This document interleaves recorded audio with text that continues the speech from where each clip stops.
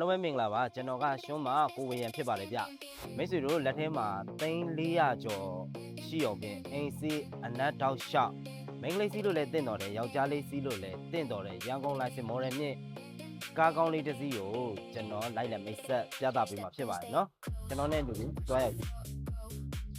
ဟုတ်ကဲ့ကျွန်တော်အခုပြပေးမှာဒီ Honda Fit G6 2008လိပ်2009လေးဖြစ်မယ်ဗျရန်ကုန်လိုင်စင် G တန်းလေးနဲ့ဖြစ်မယ်နက်တောက်လျှောက်နော်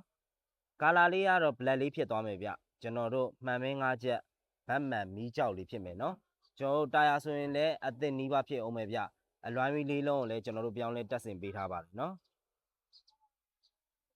ဒီကောင်မှန်မင်း5ချက်ဖြစ်သွားမယ်ဗျနောက်ထုတ်တွေပါပါသွားမယ်ကျွန်တော်အတွင်းကနေမှာဆိုရင်လည်းဒီကောင်ဖင်နိုင်ကောင်အပေါက်အပြဲတွေပါမရှိဘူးเนาะစီယာတိုင်းဘောလုံးတွေပါသွားမယ်ဗျစီယာတိုင်းဘောလုံးတွေပါသွားမယ်ပြီးွားရင်ကျွန်တော်တို့ဒီကောင်လေးကတော့ original ပါဆောက် DB လေးဖြစ်သွားမယ်ဗျပါဆောက် DB လေး original ပါတယ်เนาะ auto gear လေးပါသူ့ရဲ့အနောက်လေးပါเนาะ G6 လေးအရန်လာပါတယ်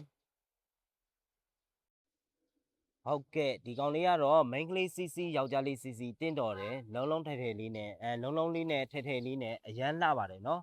ဒီကောင်ဘတ်မှန်မီးကြောက်လည်းဖြစ်သွားမယ်အလွိုင်းမီးလေးလုံးလုံးဖြစ်သွားမယ်ဗျတာယာလည်းအသစ်နီးပါเนาะ2008လိပ်2009 model ရန်ကုန်လိုင်စင် G တန်းလေးဖြစ်သွားမယ်ဗျကာလာပိုင်းလေးကလည်းဒီကောင် all black လေးဖြစ်တဲ့အတွက်ကြောင့်မလို့ဘိုးဆန်နဲ့ VIP ဆန်ပါရဗျ